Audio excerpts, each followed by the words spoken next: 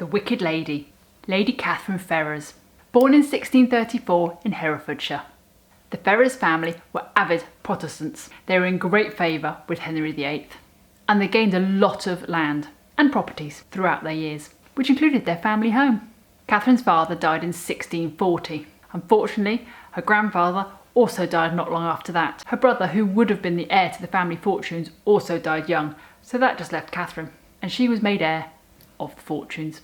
Her mother remarried Sir Simon Fanshawe. As another royalist, he was very high up there. When civil war broke out in 1642, they went to Oxford with King Charles.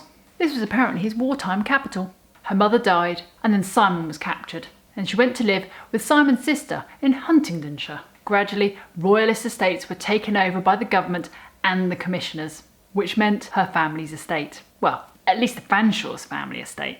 The Fanshaws, as royalists, saw their fortunes cut, and their only way out to marry Catherine off. She still had the Ferrers family fortune, so they planned to marry her off to Simon's nephew when she was of age. Thomas Fanshawe was 16 and Catherine was only 14, and they were wed. Thomas took over the estate and quickly spent it. Properties were being sold up so they could get more money and spend it. Thomas was away a lot, and he got caught up in Booth's uprising. And after Cromwell's death, he was imprisoned in the Tower of London. Only for a few months though. Charles II was then in power, and all was right again. Royalists started getting their money back. Now Catherine is said to have died in 1660, aged only 26, but there's more to that story. Thomas, who after Catherine's death was made a Sir by Charles II, carried on spending the Ferrers' fortune. All in all, she had a pretty good upbringing. She just married into a family that was not very good for her.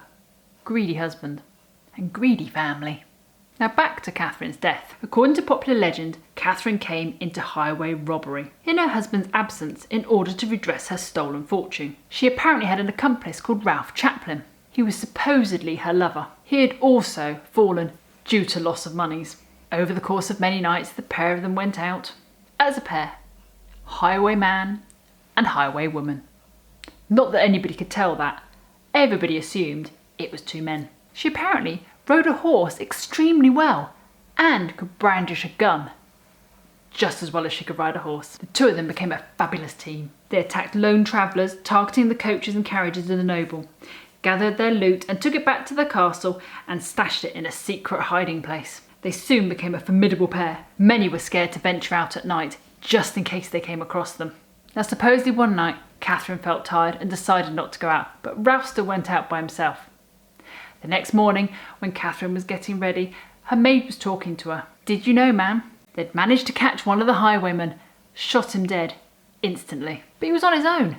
Don't know where the other one was." Catherine managed to hide her feelings very well. She must have been distraught. The mayor came from the village and told Catherine that they'd managed to find him, and it was one of her farmers. She congratulated them on catching the highwayman and asked who managed to get him. "The police officer," was the answer. That wasn't a good thing to say. The story then goes that the policeman was found dead a few nights later in his home. Then, one by one, anybody who had anything to do with Ralph's death died as well. Now, the end of Catherine. A traveller transporting wine barrels decided to take extra precautions to protect himself and his loot. He had a gun hidden in his coat, and when the bandit approached, he got his gun out, aimed, shot, hit. Apparently the bandit screamed and rode the other way. Rumours are that Catherine knew her death was coming, so she managed to just about get to the castle and the hidden entrance. She died there and then. The next day, servants came down and found a dead highwayman in the room. But they uncovered to find it was Catherine. They squirreled away the body and had her buried, and never told a soul. Now this was at Markgate Estate. Rumour has it she still haunts it. She refuses to leave and continues to terrorise people.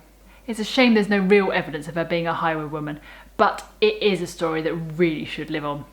The lady who was trying to get her family fortunes back died doing so. And who knows, by the sounds of it, she seemed to quite enjoy it too.